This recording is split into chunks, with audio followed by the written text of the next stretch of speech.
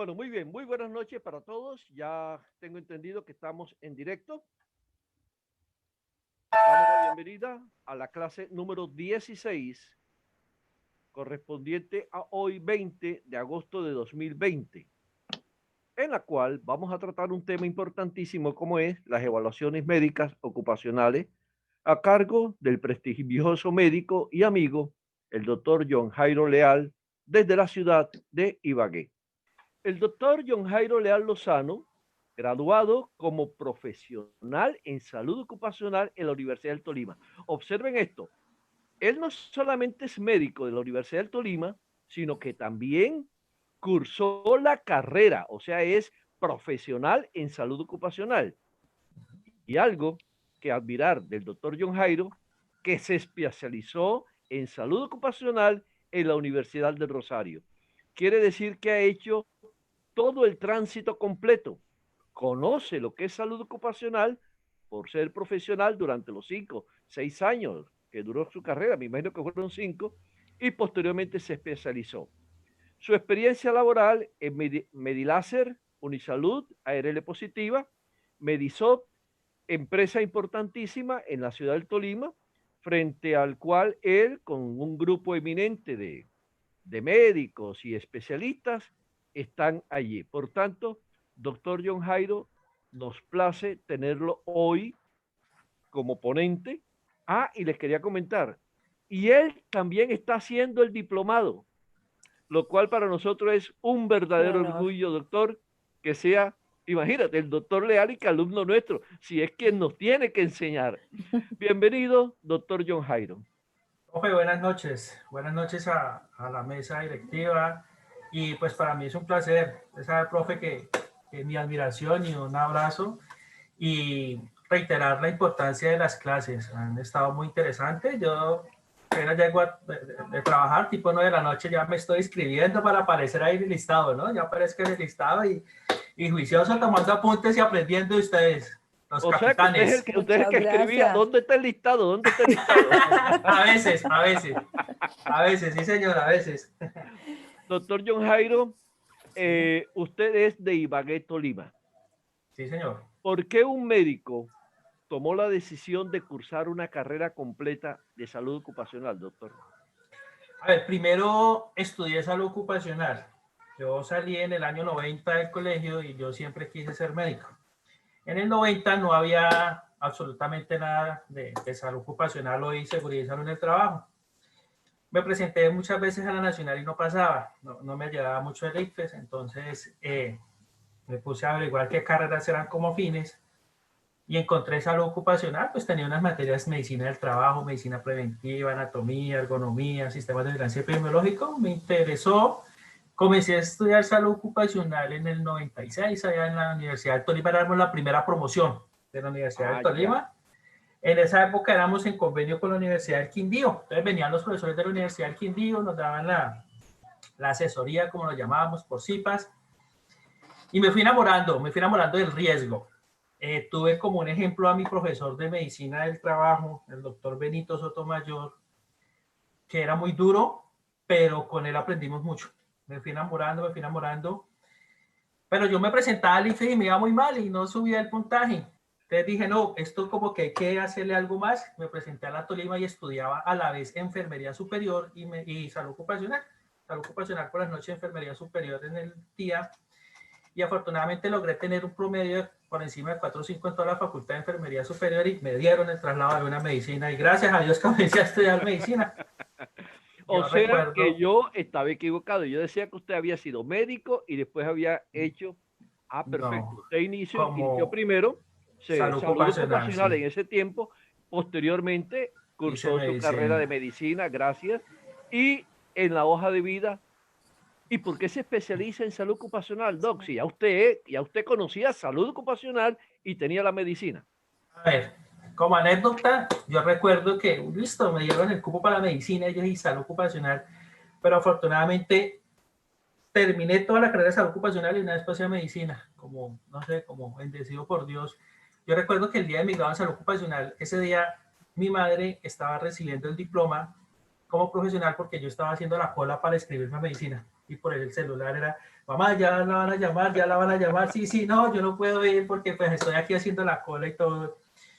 ¿Y por qué hice la especialidad? Porque resulta que aquí en la, en la gobernación donde dan las licencias, ellos me decían que yo no podía trabajar como médico y profesional en salud ocupacional. No me daban las licencias para poder hacer las historias ocupacionales y la calificación, y de hecho tenía razón, porque nosotros los profesionales en salud ocupacional no vemos una materia que sea medicina laboral y toda la parte Correcto.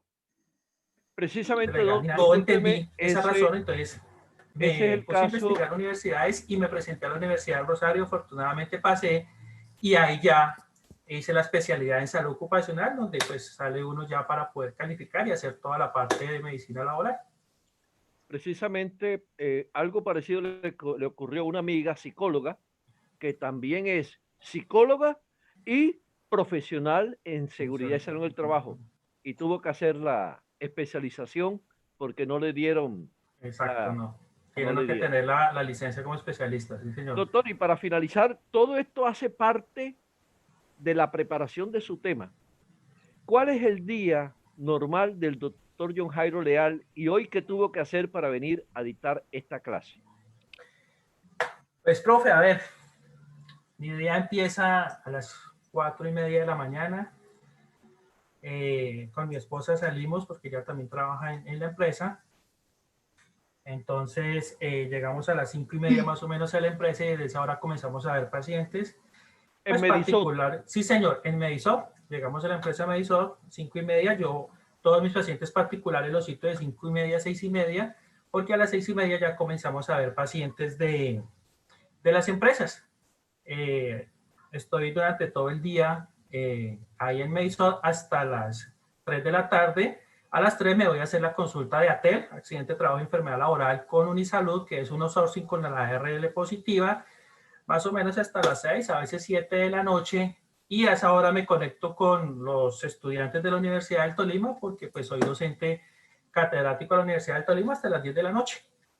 Hoy cancelé todo, porque hoy estamos con el profe, entonces pues para mí un placer, y con la mesa, con los capitanes, ¿no? Es que le llamo a Fabiano y todos allá.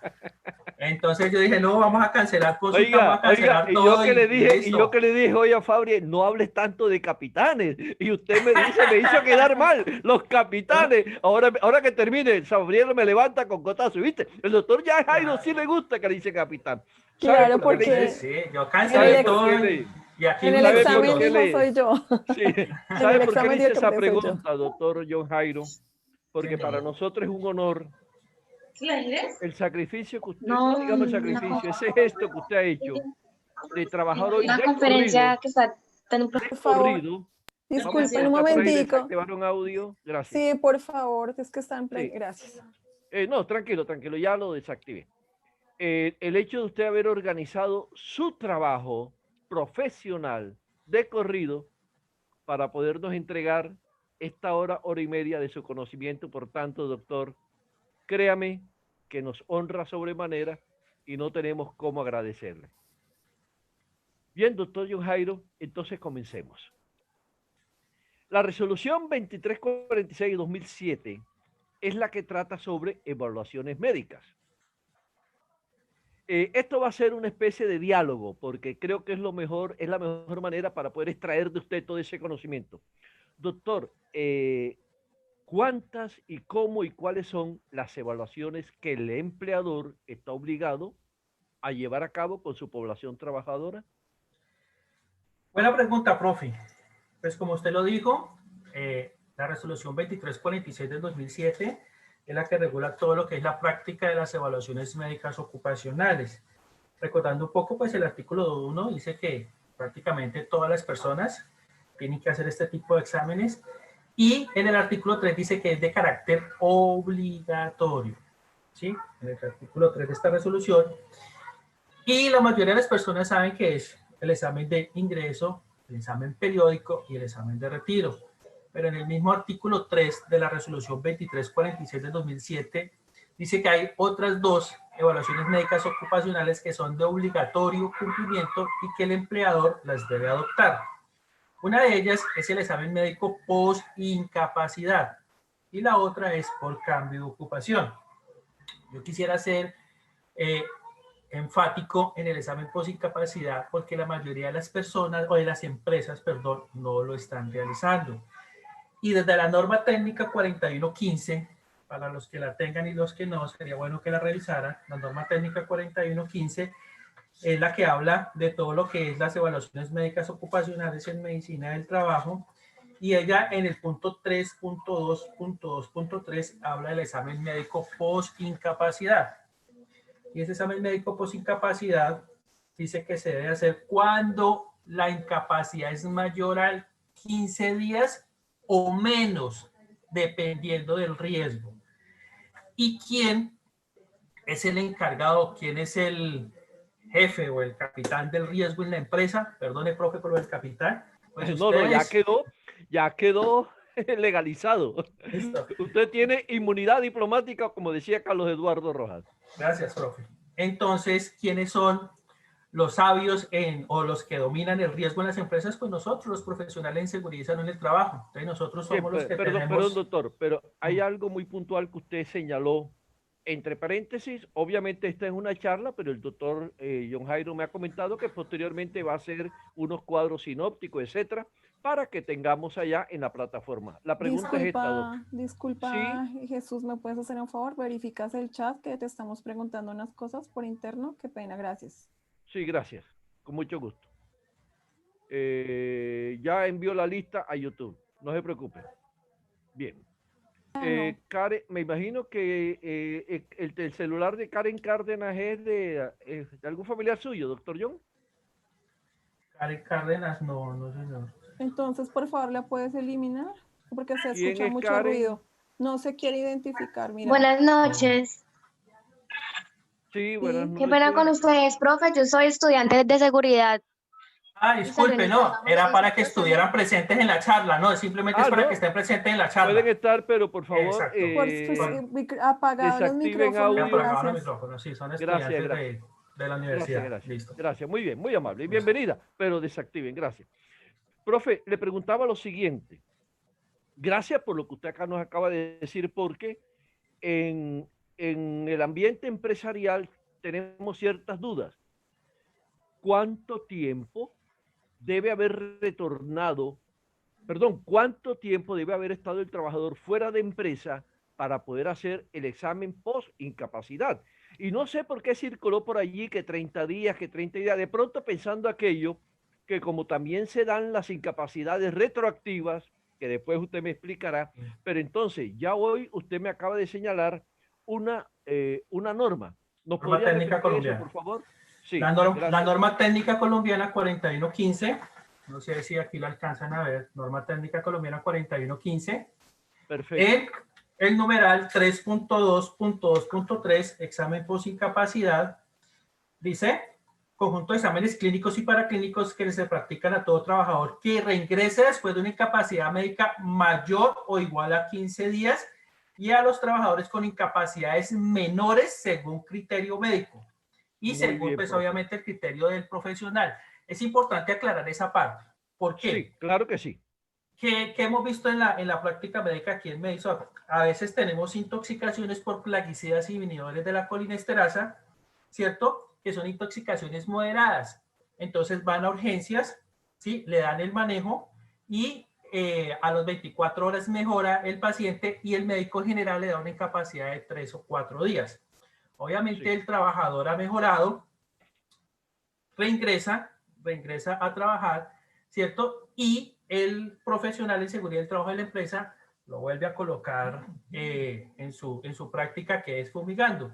Pero ¿qué sucede? Esos trabajadores pueden llegar a hacer una complicación que se llama un síndrome intermedio o una neuropatía retardada y pueden quedar incluso inválidos. ¿Por qué? Porque esos trabajadores, ¿cierto?, no se han terminado de desintoxicar. La gatizo de plaguicidas inhibidores de la colinesterasa es muy clara y dice que hasta 100 horas o más para poderlo desintoxicar. Entonces, dependiendo del riesgo al que se va a exponer ese trabajador, asimismo el profesional determina ¿cierto? Si amerita hacer un posincapacidad después de 3 o 4 o 5 días de una incapacidad. Entonces, normalmente esos trabajadores, y es que es muy reiterativa esa consulta, que han tenido intoxicaciones por organofosforados, yo les dejo que deben de estar en un sitio de trabajo donde no se expongan a plaguicidas y no desde la coniferasa mínimo un mes, con el objetivo pues, de evitar complicaciones como el síndrome intermedio o la neuropatía retardada. Entonces, 15 días o más o antes, dependiendo del riesgo a cual se va a exponer el trabajador. Muchas gracias, Doc. Entonces queda aclarado, y eso es importante, compañeros y prevencionistas, y aún médicos que nos están escuchando, consultar la guía técnica colombiana, la norma técnica colombiana 4115 en sus numerales, si no estoy mal, 3.2.3. De todos modos, de esto vamos a hacer una breve sinopsis posteriormente, que el doctor Leal gentilmente nos lo va a dejar posteriormente.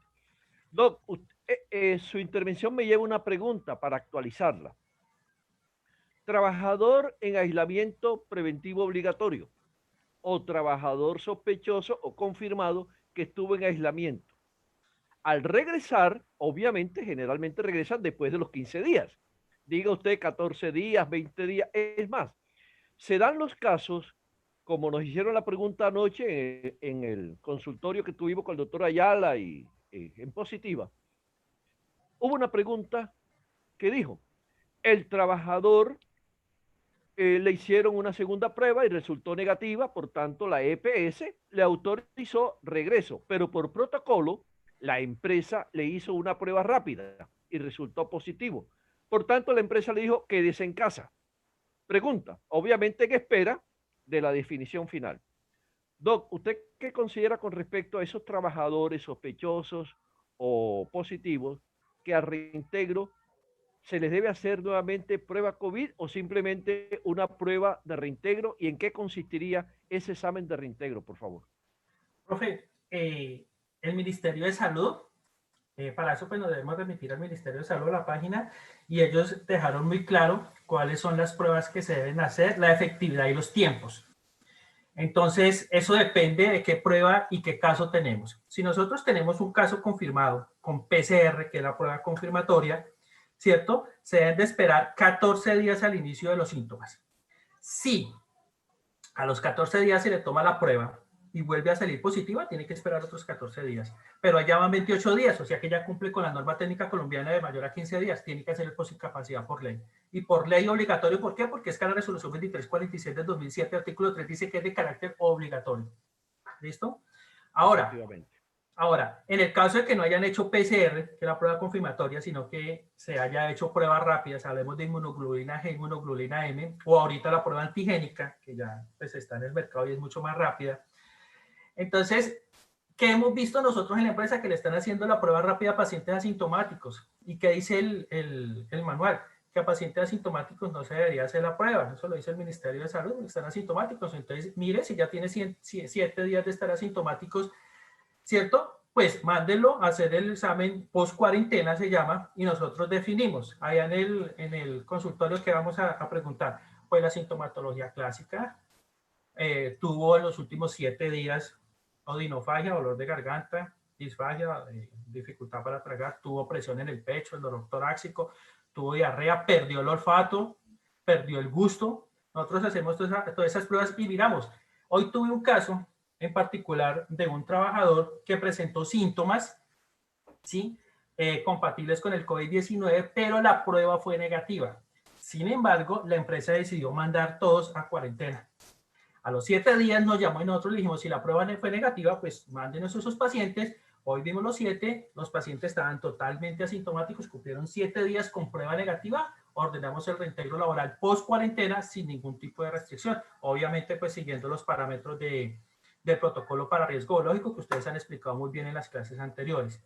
Entonces, eso depende de la prueba que se haga, ¿sí me entiende? Y es importante también recalcar una cosa, muchachos. Si ustedes encuentran una PCR negativa, y eso, por favor, que les quede claro, y lo dice el Ministerio de Salud, si encuentran una PCR con prueba negativa, pero el trabajador es sintomático, por favor, así sea negativa, esperen 72 horas. y vuelvan a repetir la prueba. Y muy seguramente ya va a salir positiva. ¿Sí? Recuerden que la PCR, ¿qué necesita? Que haya una carga viral alta para que pueda dar positivo. Esa da positiva más o menos a los 11 días de haber iniciado los síntomas. Entonces a veces la toman al día quinto, sexto y puede salir negativa. Por eso el Ministerio de Salud muy claro dice, si salió negativa, pero el paciente tiene síntomas compatibles con COVID, haga una nueva prueba a las 24, 72 horas. Si sale positivo, cuarentena 14 días y hacer el cerco epidemiológico. Gracias, doctor. Bueno, aprovechemos un pequeño espacio para preguntarle a nuestros compañeros del Consejo, Zulma y Marisa. Tenemos algunas preguntas del chat y pedir el favor a las personas que están ingresando que silencien sus micrófonos para que no entorpezcan el diálogo. Zulma, Marisa, tenemos preguntas en el chat que podamos responder relacionadas con el tema. No, yo no veo acá. Veo uno acá. Victoria Jiménez Bolaño. Sí. Doctor, buenas noches nuevamente. Dice, Buenas noches. ¿y si salió positivo por PCR y no le hicieron prueba para reintegro después de un mes de aislamiento? A ver, ella está diciendo PCR. Sí, PCR, señor. le Sí, hicieron señor. PCR y salió negativa. Sí, no, la pregunta es, ¿y si salió positivo por PCR y no le hice prueba para reintegro después de un mes de aislamiento? ¿Qué pasa?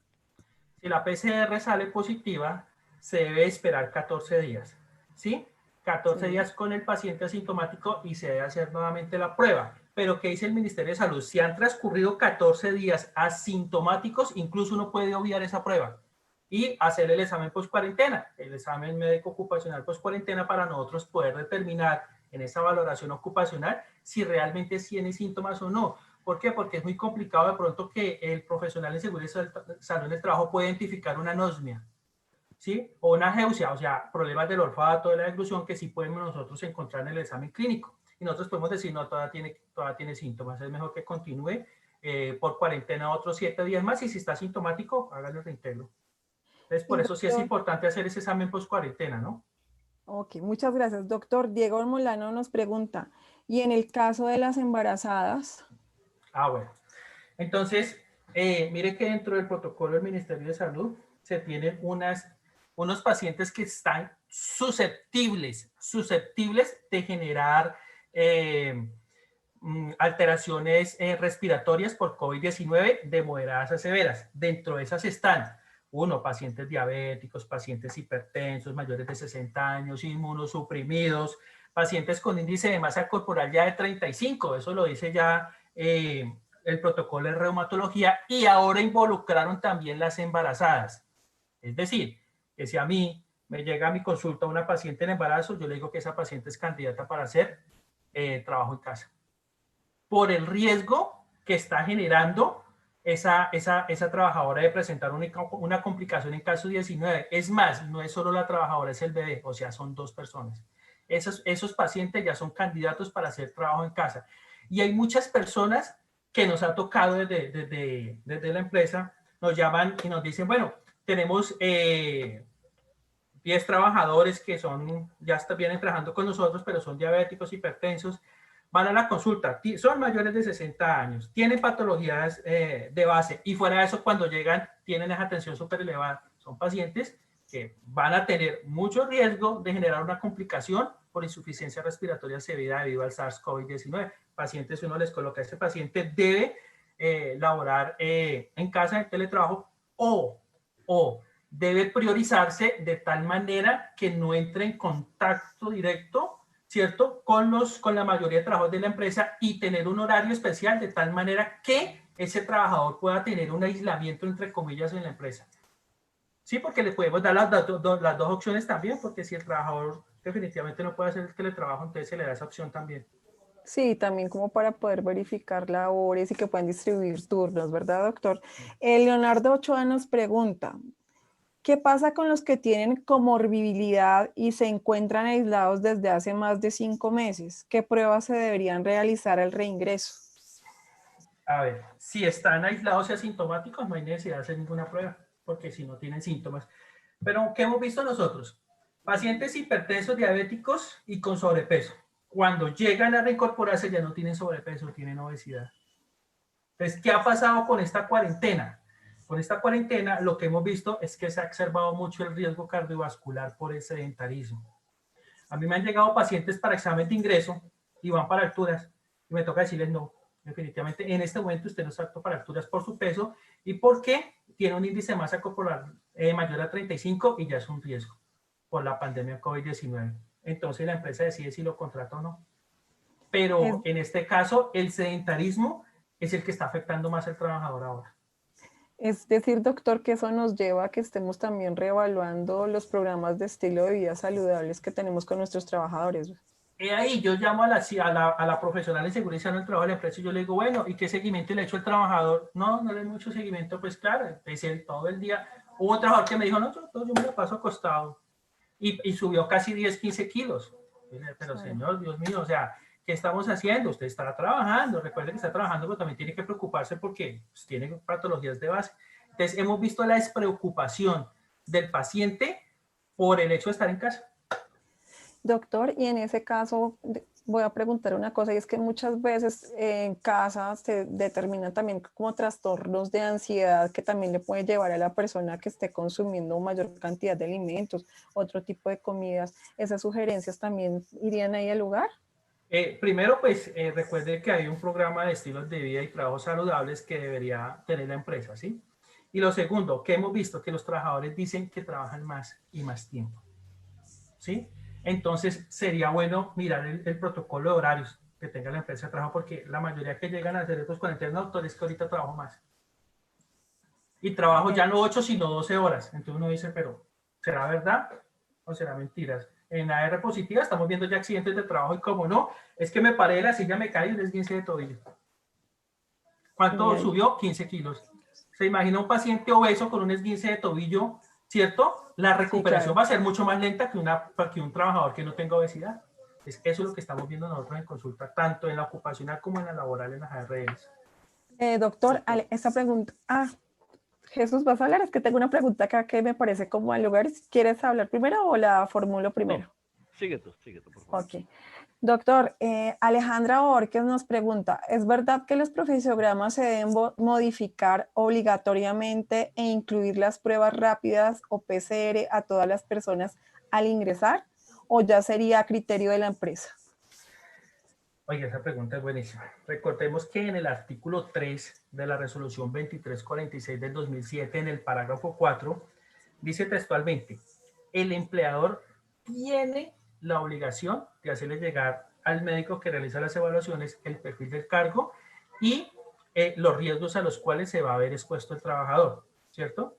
Entonces, si ella tiene un profesiograma, si la compañera tiene un profesiograma, en el profesiograma, ¿qué va a ir? Perfil del cargo y perfil del trabajador. Dentro del perfil del cargo están involucrados todos los riesgos y cómo los debo controlar. Y si ella ya identificó el riesgo biológico, pues también tiene que colocar su control. ¿Cuál es su control? Todo protocolo de bioseguridad. Y cuando toma la prueba, pues es que el mismo protocolo le está diciendo. Si el trabajador está sintomático, ¿cierto? Aíslelo, consulte a la EPS y ellos determinan. Muchas gracias, doctor. Aprovechando, no te vayas, Zulma, aprovechando que se habló de profesiograma, me surge una inquietud que la hemos discutido algunos colegas. ¿Dónde nace o cómo nace, si es posible desde el punto de vista legal, el profesiograma? Profe, o sea, ¿cuál fue su fundamento? ¿Cómo nació? ¿De dónde salió? A ver, profe, en el artículo 3, ahí voy a leerlo textualmente, de la resolución 2346 del 2007, dice lo siguiente. Cliquémonos en el artículo 3.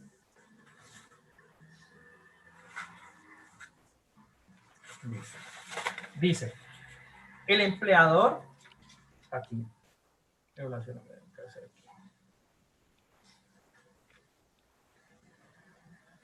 artículo 4, perdón, parágrafo 3. El empleador tiene la obligación de informar al médico que realice las evaluaciones médico-ocupacionales sobre los perfiles del cargo, describiendo en forma breve las tareas y el medio en que se desarrolla su labor. Esa es la definición de profesiograma. Y está diciendo que el empleador debe, o sea, el empleador, en ese caso, la figura sería el profesional de seguridad y salud del trabajo, que es el que lo tiene que realizar.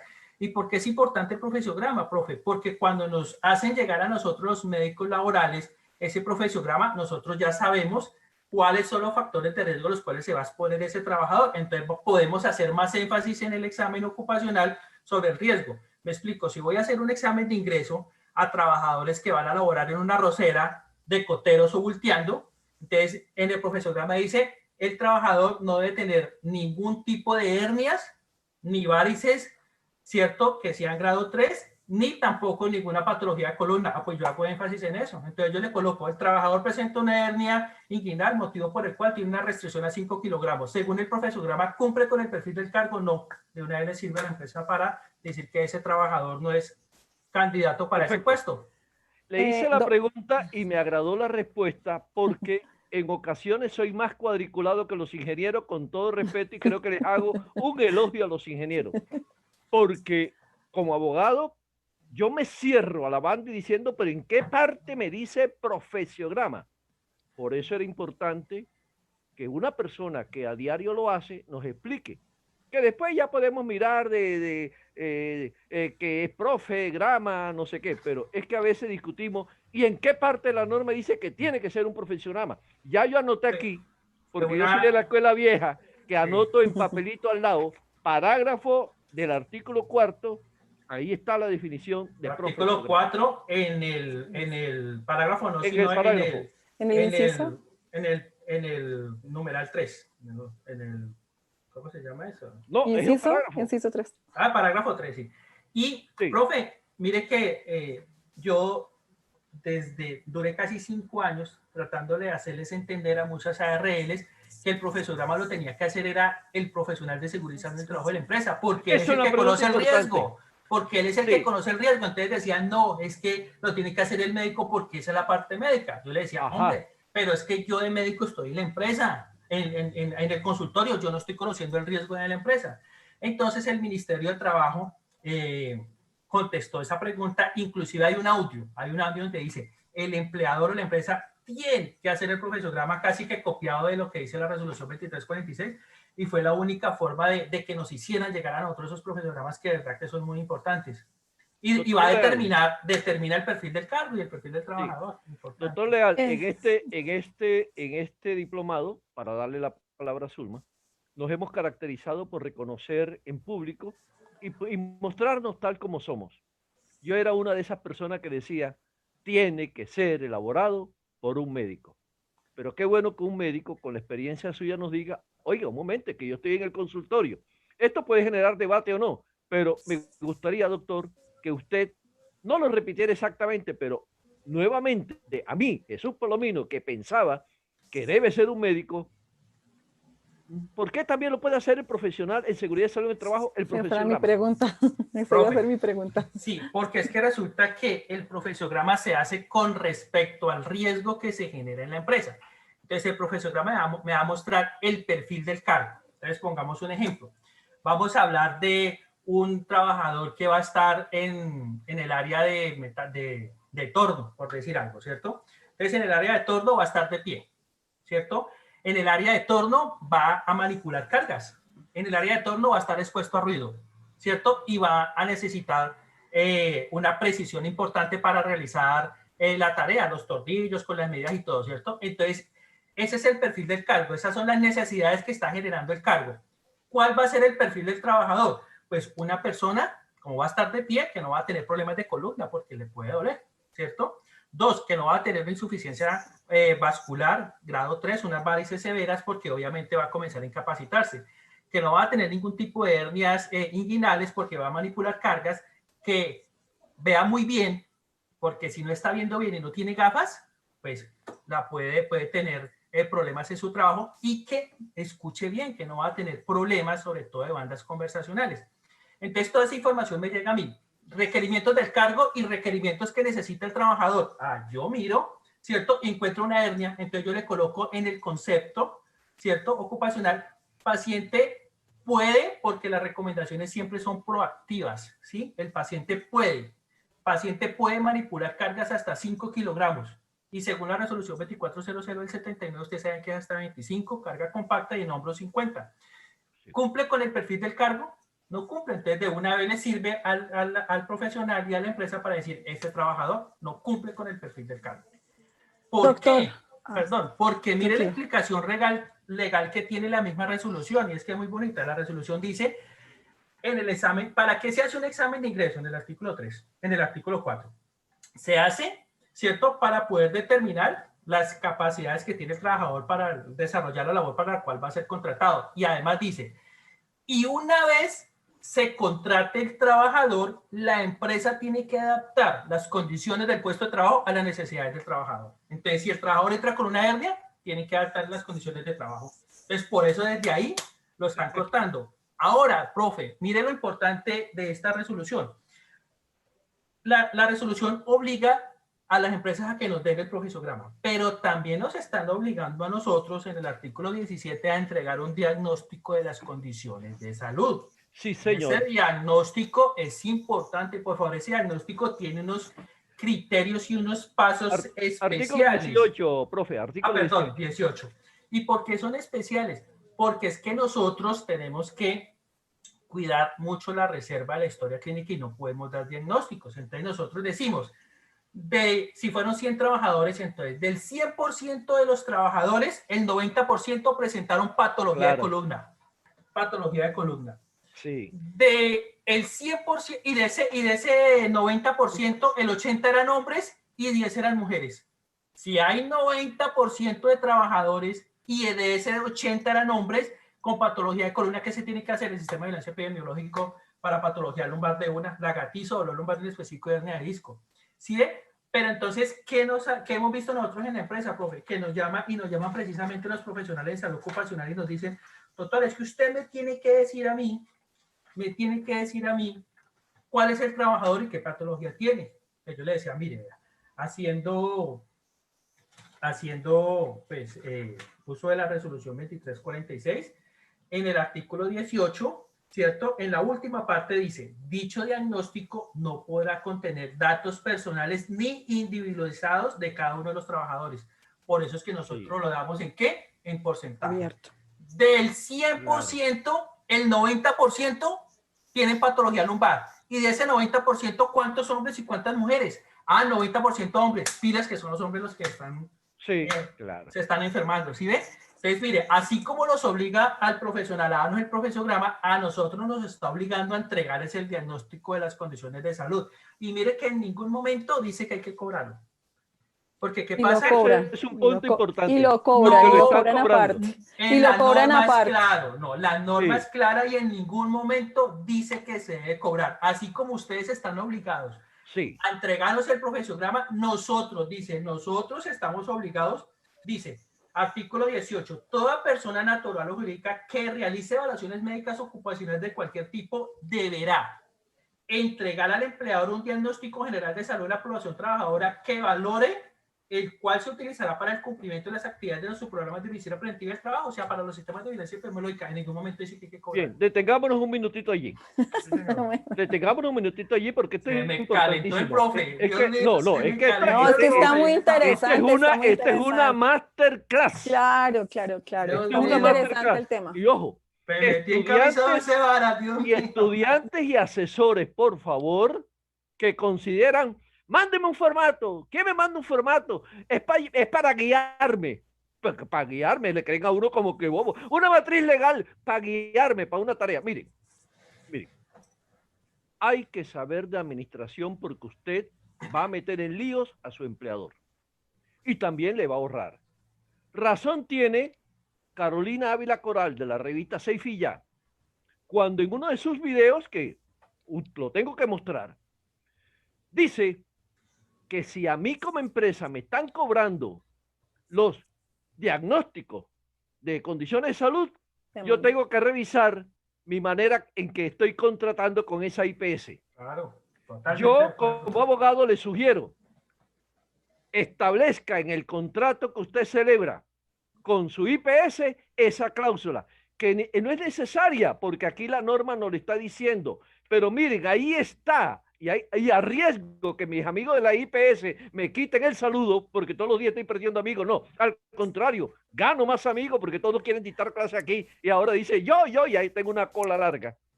Compañeros prevencionistas, sepan que esto que se está hablando hoy es vital para su carrera, vital para la empresa y es lo que ordena la ley.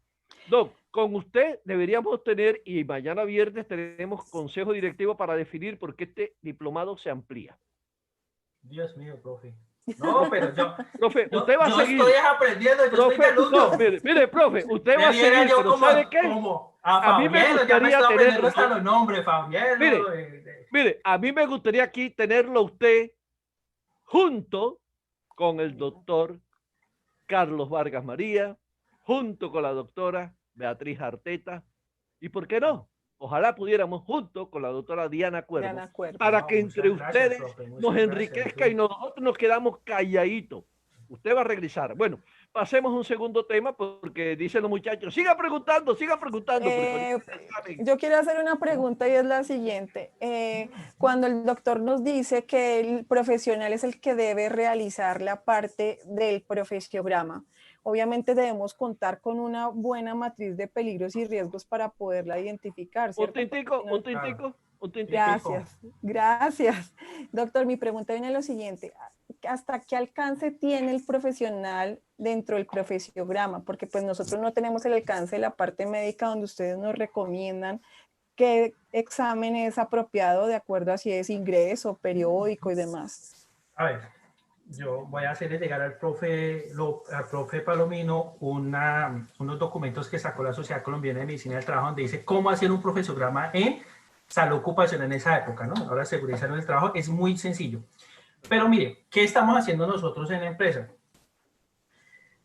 Vamos y le hacemos acompañamiento al profesional en seguridad en el trabajo. Entonces decimos, comencemos a sacar por áreas. Entonces, en esta área, por decir algo, está el área de donde tienen una rosera. Soldadura. Bueno, de soldadura. Pues. Listo.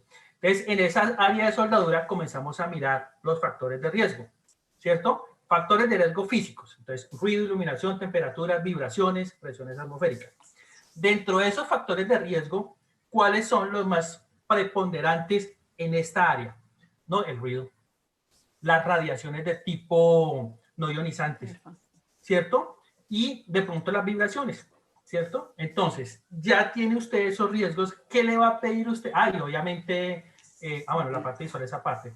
¿Qué le va a pedir usted entonces? ¿O cómo va usted a pedir los exámenes? Entonces, ¿qué le va a pedir usted al trabajador para que ingrese a laboral y que no tenga ningún problema? Uno, desde el punto de vista de vibraciones, pues que no va a tener un túnel del carpo, ¿cierto? Sí. O que no vaya a tener una fractura reciente que no sufra artritis reumatoidea, ¿cierto? Entonces usted coloca entre el profesiograma factor de riesgo físico, vibración, perfil del trabajador. No debe tener ninguna alteración osteomuscular de miembros superiores. Entre paréntesis, fracturas recientes, túnel del carpo, artritis reumatoidea, enfermedades del colágeno. 2, se va a exponer a ruido. ¿Qué necesita si se va a exponer a ruido? Pues una audiometría. Y coloca, si la audiometría presenta una caída de moderada a severa, el paciente no es candidato para el perfil del carpo. Entonces nosotros colocamos audiometría que presenta alteración que compromete bandas conversacionales moderadas severas, ya, no. Pero entonces así es que va alimentando usted su profesiograma, ¿sí ve? Claro. ¿Qué más dijimos del ruido? Estaba de físico, ruido, la iluminación tiene que estar muy buena, ¿cierto? Entonces usted coloca, si necesita buena iluminación, pues hágale una visometría como está viendo. Y coloque, ¿qué requiere la visometría? Que el trabajador máximo vea 20-30 de lejos. ¿Sí? Y si tiene una alteración grande, que con las gafas quede bien corregido. Entonces, cuando el trabajador viene pero no está viendo bien, pero corrige con gafas, nosotros colocamos el concepto aplazado. Se solicita que la nueva valoración traiga su corrección óptica. Ya viene con las gafas, revisamos que esté viendo bien, levantamos el aplazamiento y ya cumple con el perfil del cargo suyo. Vayámonos para riesgo químico en la empresa, soldadura, ¿cierto? Sí. ¿Qué le va a pedir usted a ese trabajador? Al menos una espirometría, y que esa espirometría no tenga una restricción moderada severa, porque se va a exponer a humos. vapores metálicos. Entonces, si la espirometría muestra una restricción moderada severa, nosotros le colocamos paciente con alteración en la espirometría que genera restricciones para el cargo. Ya usted sabe que según el profesiograma no cumple con ese perfil del cargo. Es decir, doctor, doctor John, un minutito, doctor John, mire, por aquí dice, Stanley, ¿qué cantidad de preguntas hay en la clase? Vamos a tener que hacer una clase adicional. Dice Sí. Marisa, uy, si estoy escribiendo y resumiendo lo que puedo. Doctor, por favor, un minuto, porque no aguantamos las preguntas. Sí, yo sé, doctor, yo quisiera como para verificar ahí. Tomémonos un tinto. Tomémonos, sí, un tintico primero, un tintico despacio. Doctor, o sea que hay Estas- una de las recomendaciones. Vale. Vamos a organizarlo, vamos bien. Es que así son las clases que doy yo en la No, universidad. esas son las que me gustan. Charladitas y todo. Que Doctor John Jairo, queremos tenerlo en una segunda clase. Es más, por ahí escribieron que nos expliquen bien cómo se hace el profesiograma. Es más, todavía quedan 2 o 3 dudas que el profesiograma tiene que hacer el médico. No, yo les hago llegar el material aquí al profe. Claro. Bueno, porque de verdad que la sociedad tiene buen material. Continuemos, pero prometemos que el doctor John Jairo Leal va a estar en una segunda clase. Zulma, pero sí le quedó algo claro. Claro, excelente, sí, igual me encanta el tema. La pregunta es real, directa, o como por decir, te di tanta información que... No, me quedó súper claro, pero también me queda claro una cosa y es lo siguiente, y es que esto es de trabajar en colectivo, no solamente nosotros, sino en colectivo. Nosotros somos médicos del trabajo, no somos médicos allá sentaditos, entonces... Ustedes tienen que aprovechar el trabajo mancomunado con nosotros. A nosotros cada ratico nos llaman, doctores, que salió la colinesterasa eritrocitaria alta. Tranquilos, pero ¿por qué hace usted? Y ahí uno les explica el por qué. ¿Sí ve? Pero llámenos, pero si no nos llaman. Bien, y quiero aprovechar en este momento que nos observan tutores del SENA, profesores, etcétera, porque obviamente sé que algunas personas de pronto están perdidas con tanta información que llegó, pero es que esta es una masterclass. Claro. Estamos en un diplomado gestión de alto desempeño en SST. Para que no me diga, entonces que estoy aquí. No, un momento. Lo que ocurre es que los profesores, los tutores, los asesores de las ARL tienen que posteriormente digerir, esto queda grabado, reunirse, explicar, y como el doctor John Jairo lo vamos a tener aquí cautivo hasta el 8 de octubre. De verdad. Bueno, yo a partir de hoy qué es, hoy es a partir del martes soy estudiante. Yo el martes, eso es apuntando lo que dicen ustedes. Que lo jalamos y lo traemos. Eso yo le hago, no apuntaron yo. Continuemos. Permítame el siguiente bloque de preguntas. Listo, profe. Sí, sé que siempre habrá, y la mía no me la respondieron. Tranquilo. Es más, al doctor John Jairo lo podemos invitar al consultorio jurídico del miércoles.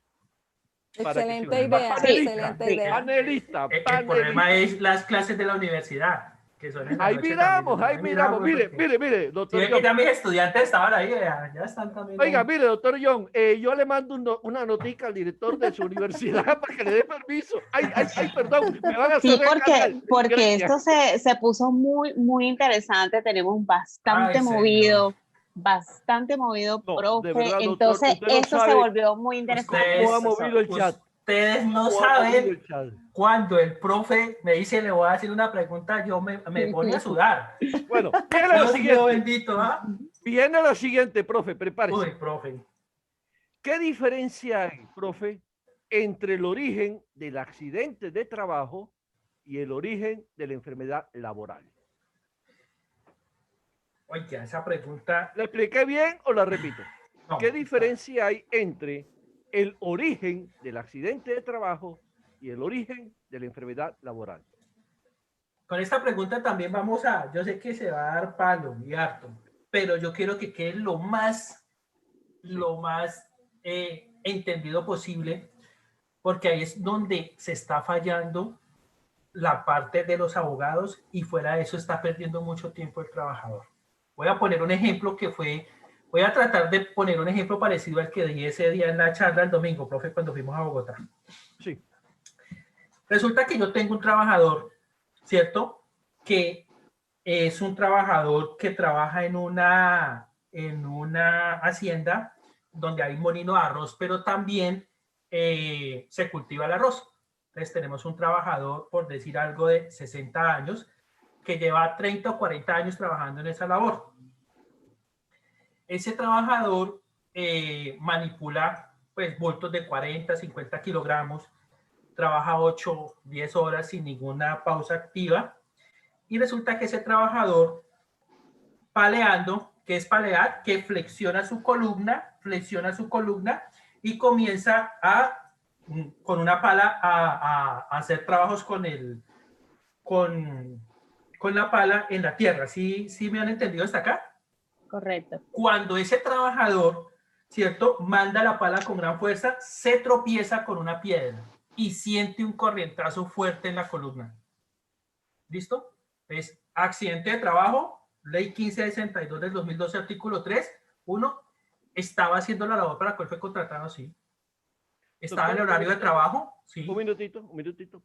He pasado unas fotos para que las personas, porque este es un tema tan esencial, usted el año pasado en Bogotá, en un evento importantísimo que hicimos, nos acompañó, fueron casi 800 personas, allí se reunieron, imagínense lo más granado de los youtubers, lo llamamos encuentro de youtubers. Miren nomás quiénes estuvieron ese día. Carolina Ávila Coral, profesor Saúl Salas, Diana Rivera, Chuchito Palomino, el psicólogo, ay, mi amigo, se me olvidó tu nombre, ay, qué vergüenza. Y usted estuvo dictando una ponencia, manejo del accidente de trabajo y la enfermedad laboral. Esta ponencia de hora y tanto, el video dividido en 2 partes, lo pueden descargar y encontrar en mi canal YouTube, y también Carolina Ávila Coral hizo un video parecido. Entonces, estoy comentando, profe, para que las personas sepan que lo que usted va a hablar hoy en 2, 3, 4 minutitos tiene un soporte y que pueden consultar el video. Y Zulma, esta charla más lo que el doctor nos va a explicar entra como material para el segundo parcial. Excelente. Porque vamos a poner a la gente a estudiar. Porque esta es una pieza fundamental para todo estudiante y prevencionista, por lo que el doctor John Jairo Leal nos va a comentar. Sigue usted. A propósito, y como el doctor nos entregó unas diapositivas que obviamente por efecto del tiempo no tuve tiempo de preparar, en la próxima sesión que usted asista, también las vamos a colgar las diapositivas para que tengan, imagínense, diapositiva, material, explicación y video. Y autoevaluación. Y autoevaluación, porque los Paquete ponemos completo. Paquete completo.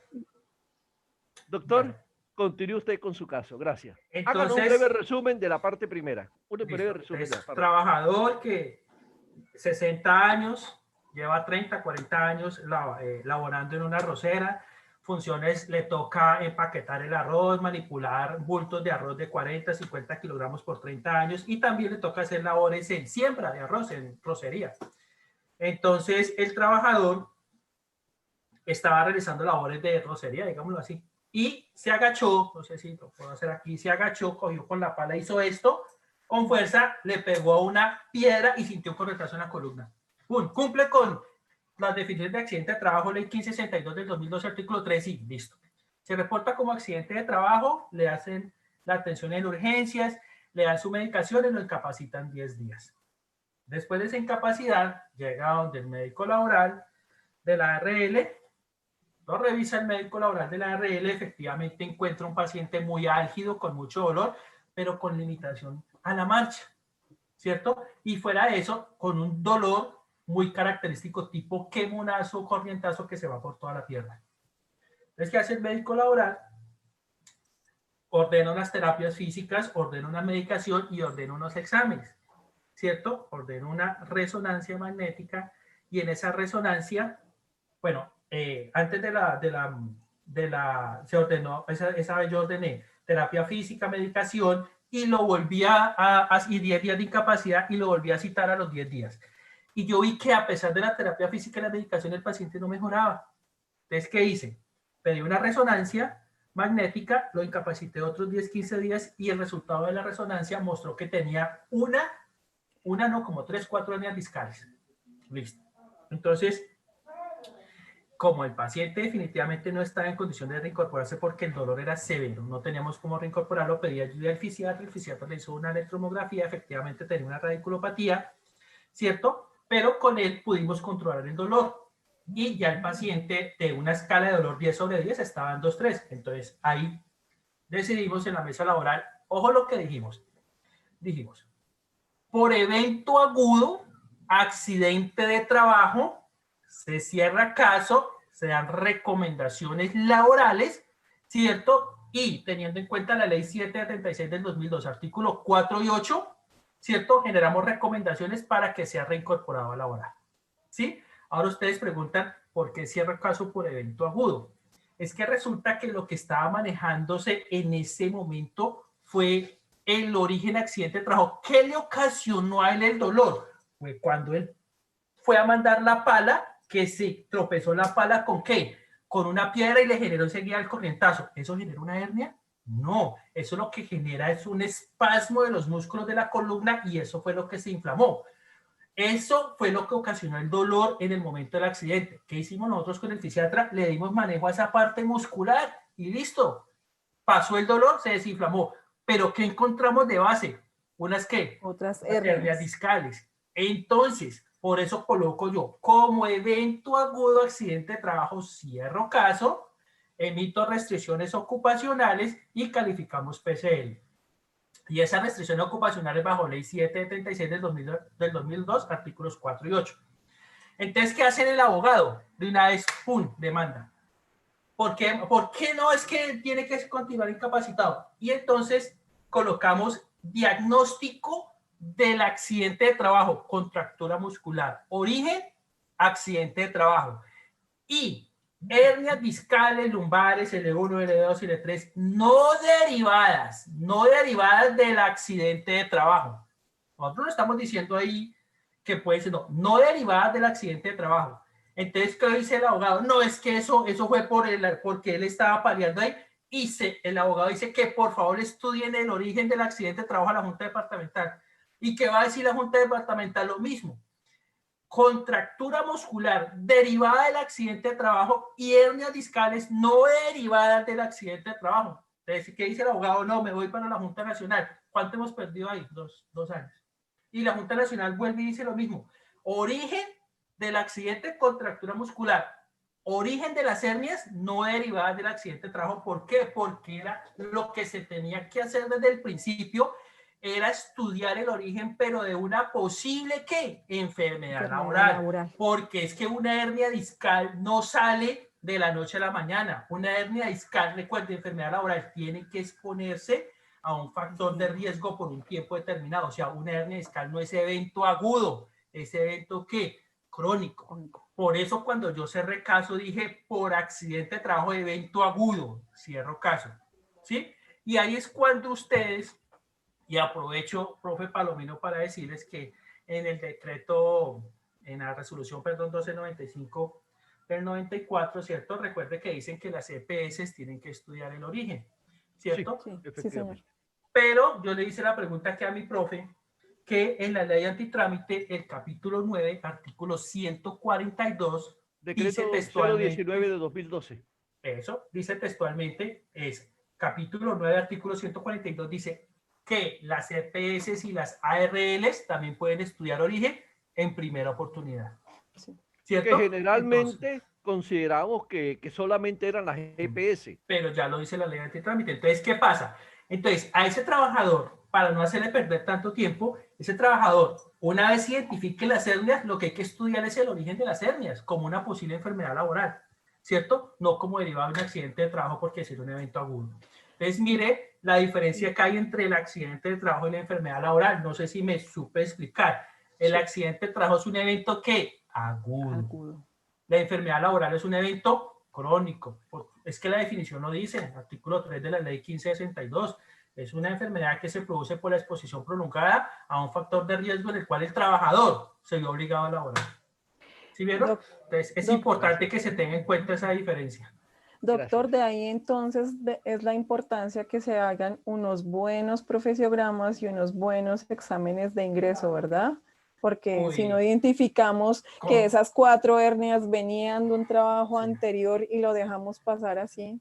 Compañera, que hemos visto nosotros en la práctica. Nosotros les aconsejamos que en el examen de ingreso les hagan radiografía. ¿Sí? Porque, ¿qué pasa? La mayoría de patologías asintomáticas ya presentan cambio en la radiografía.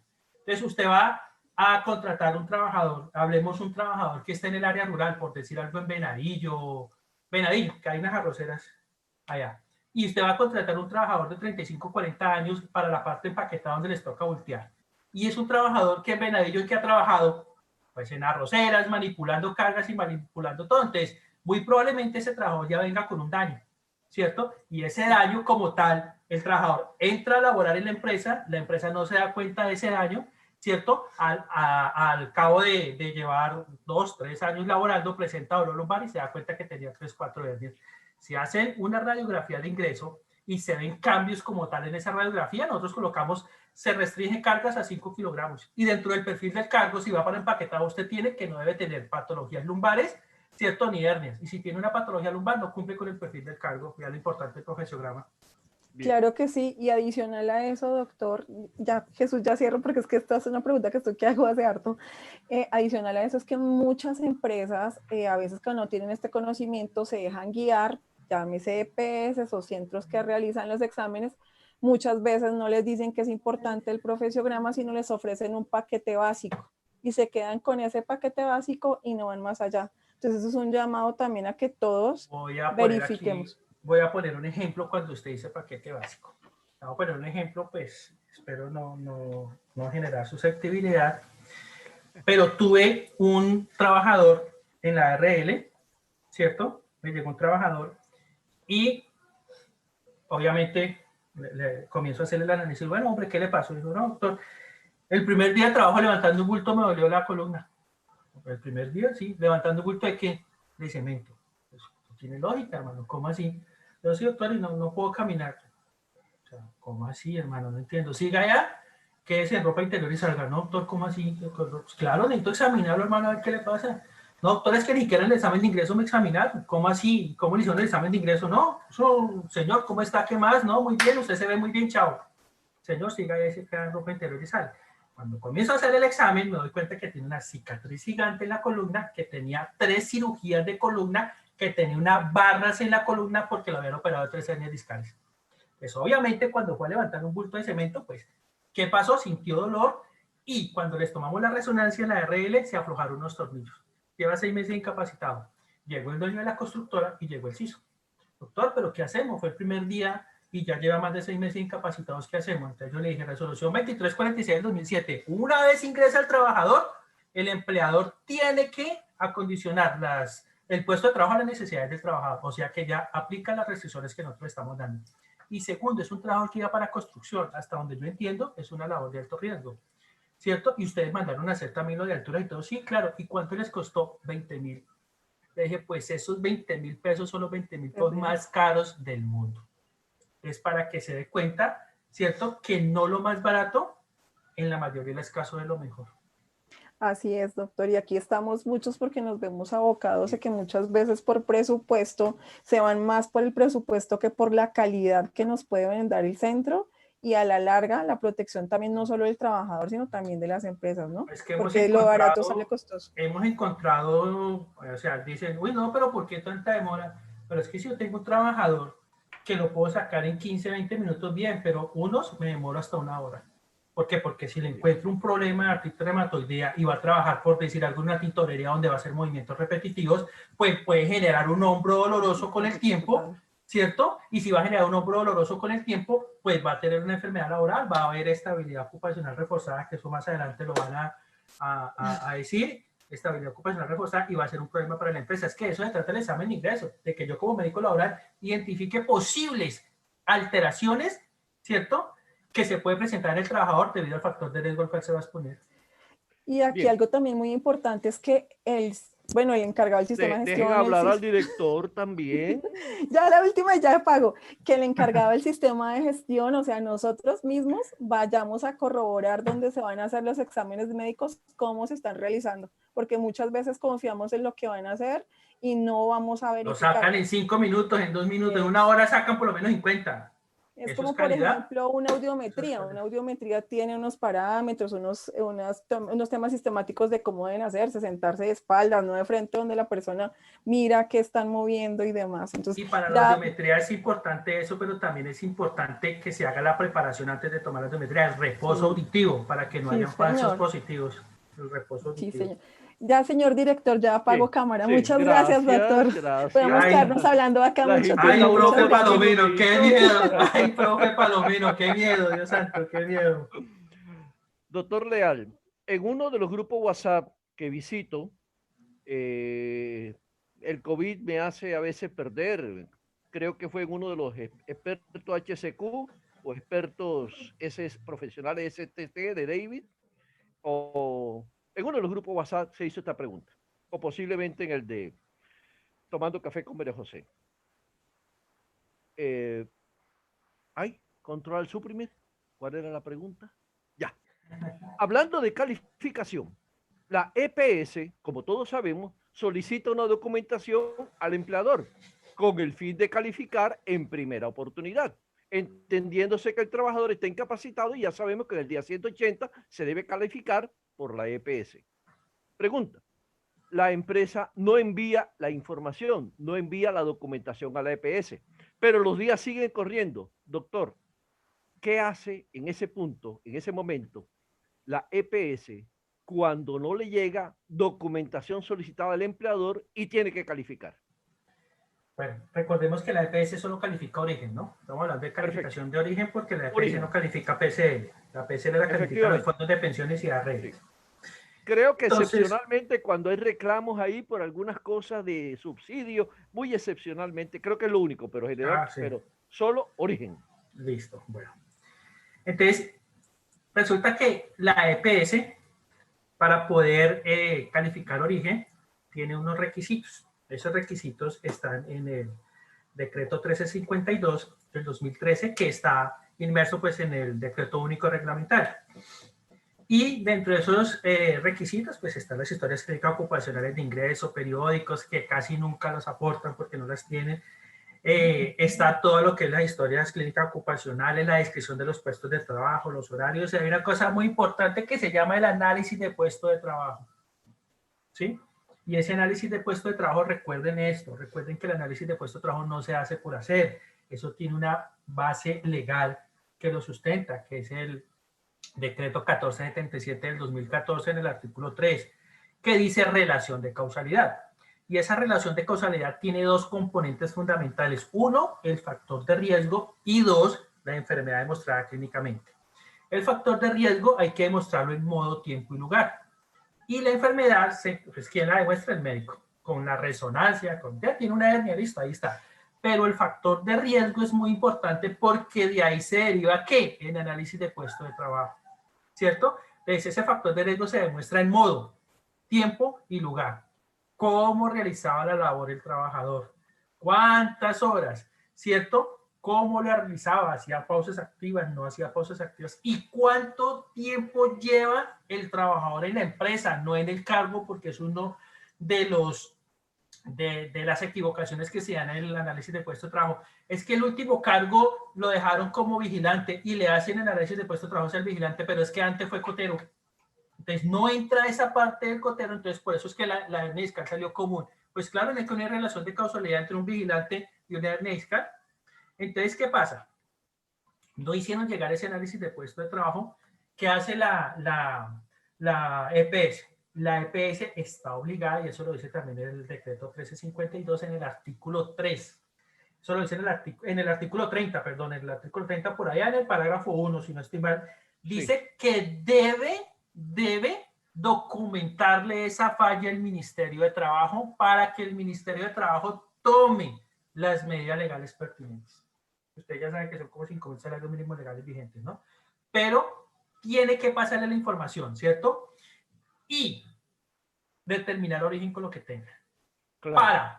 ¿Para qué? Para que muy probablemente pase ¿a dónde? A la Junta Departamental, ¿cierto? Obviamente, pues si apela, usted sabe que tienen 10 días hábiles, y en la Junta Departamental vuelve a pedirse nuevamente esos requerimientos. Si a la Junta Departamental no le hacen llegar esos requerimientos, también manda la información al Ministerio de Trabajo, pero ellos pueden también solicitar de forma particular, ¿cierto?, que se hagan esos exámenes que se requieran, ese análisis de puesto de trabajo, incluso solicitarle a la ARL que lo realice, ¿cierto? Y hacerle el recobro ¿a quién? Al empleador después. Y eso lo dice el parágrafo 2 del mismo decreto 1352. ¿Sí? Ahora, por favor, yo quiero hacer mucho énfasis en ese análisis del puesto de trabajo porque dicen, no, es que todo lo dan común. Pero es que si todo lo dan común es porque los análisis de puesto de trabajo están quedando muy mal hechos. Recuérdese que si en el análisis de puesto de trabajo no se muestra la relación de causalidad, pues todo es común. ¿Y cuándo se puede mostrar la relación de causalidad? Pues demostrando el factor de riesgo en modo, tiempo y lugar.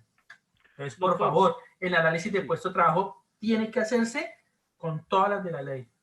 Y mire, además de lo que usted ha comentado excelentemente, el parágrafo 2 de ese artículo compilado en el 1072 dice: ante la falta de elementos descritos en el presente artículo, que son responsabilidad del empleador, quiere decir, el empleador no envió a la Junta la documentación, exacto, se aceptará la reconstrucción de la información realizada por la ARL. Y ahora viene lo bueno, cuyos costos de reconstrucción, en todo caso, serán recobrables al respectivo empleador o empleadores responsables. Compañeros prevencionistas, esto es muy serio. El día que un gerente lo llame a usted y le diga, mire, me sancionó el ministerio y esta enfermedad que consideramos común ahora es laboral y por culpa de usted voy a estar abocado a una demanda laboral porque me van a demostrar que yo no cumplí, ¿cómo le responde usted? Por eso es que estamos en contra del formato, de la facilidad, del copy-pega, porque esto no está... Recuérdeme, doctor, es el decreto 1352-2013. Del 2013, sí, señor. De hace 7, casi 8 años, 7 años. Está compilado ya en el manual único, ¿no? Y obviamente está escondidito por allí. Doctor Aníbal, como tenemos un examen y los muchachos están diciendo el examen. No, la mayoría dicen que sigan. La última pregunta, no sin antes decirle que en este momento tenemos un récord Guinness, 1085 espectadores en directo y hay más de 100 preguntas. Doctor. Felicitaciones, doctor, tema súper interesante. Pero usted no sabe cómo me tiene el profesor Palomino acá sudando. Cada vez que me dice que me va a hacer una pregunta, ¿de dónde me meto, Dios mío? Wow. Yo como médico respondiéndole a un abogado, ¿no? Wow y recontra wow. Oiga, usted llena estadio, doctor. Pone nervioso. Sí. Doctor, la última preguntita. Claro, por anticipado, dándole las gracias. Sé que hay cosas que todavía podemos charlar y nos gustaría contar con usted en una segunda. Y además ya miraremos si es preciso pasar el consultorio jurídico para una fecha en que usted esté disponible, lo haremos.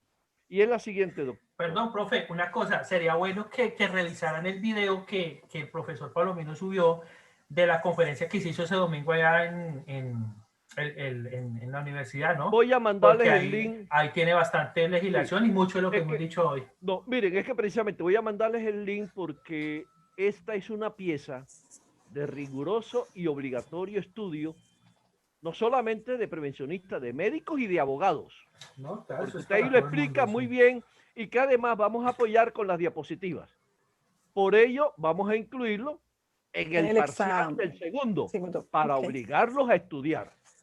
Mire, doctor, sabemos que la COVID-19, y con esto cerramos su intervención por el día de hoy, fue determinada enfermedad laboral directa. Doctor, ¿qué es una enfermedad laboral directa? Y cerrando, ¿la COVID puede ser un accidente de trabajo? También. Gracias. Bueno,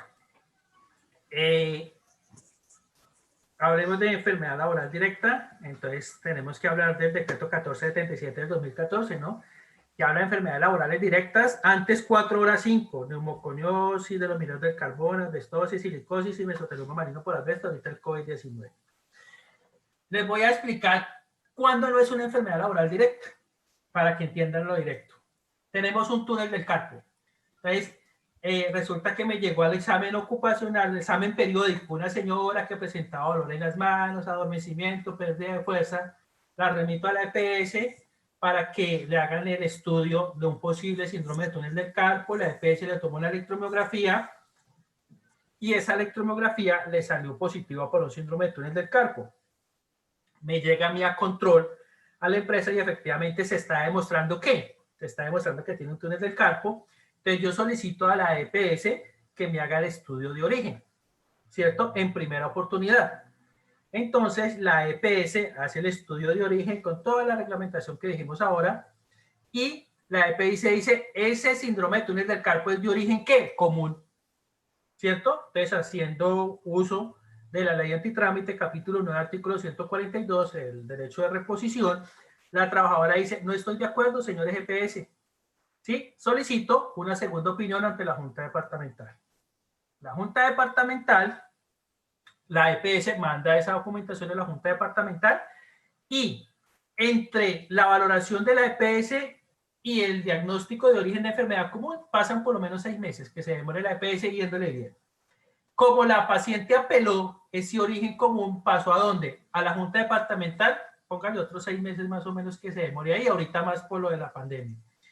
Y la Junta Departamental dice que el origen no fue común sino laboral. Entonces, ¿qué dice la trabajadora? No, contenta, perfecto. Pero ¿qué dice la ARL? Como le llega esa información a la ARL, dice no, no estamos de acuerdo. Entonces apelan ¿a dónde? A la Junta Nacional, ¿cierto? Y como apelan a la Junta Nacional, ahí se va a demorar otros 6 meses más, o sea, estamos perdiendo casi año y medio y 2. Y la Junta Nacional dice sí, el túnel del carpo es una enfermedad laboral y la ARL ya lo tiene que aceptar porque la última instancia y quedó como enfermedad laboral el túnel del carpo. ¿Cuánto perdimos? Más o menos 1 año y medio y 2 años, ¿cierto? En donde la paciente normalmente se va deteriorando más. ¿Qué pasa con una enfermedad laboral directa? Si el trabajador, ¿cierto? Con lectura OIT y con los TAITOS se puede mostrar que tiene un mesotelioma maligno por asbesto ya, laboral, manejo de ARL. ¿Cuánto nos ahorramos? Año y medio. Pero es que imagínense si estamos frente a un mesotelioma maligno por asbesto, lo que menos tiene tiempo es el trabajador porque se va a morir. Es un cáncer de pulmón metastásico. Entonces quedó laboral directa, el trabajador obviamente se le califica, muy probablemente le dé para la pensión, pero el trabajador no va a poder disfrutar eso porque se va a morir.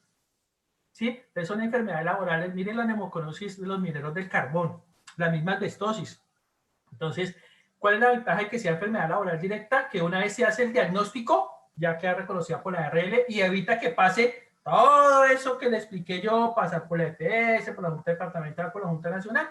Entonces, ¿qué pasa ahorita con el COVID-19? El COVID-19 es una enfermedad laboral directa para quienes le están poniendo el pecho en urgencias a los pacientes. Hablemos de nivel 3, nivel 2 y nivel 1, ¿cierto?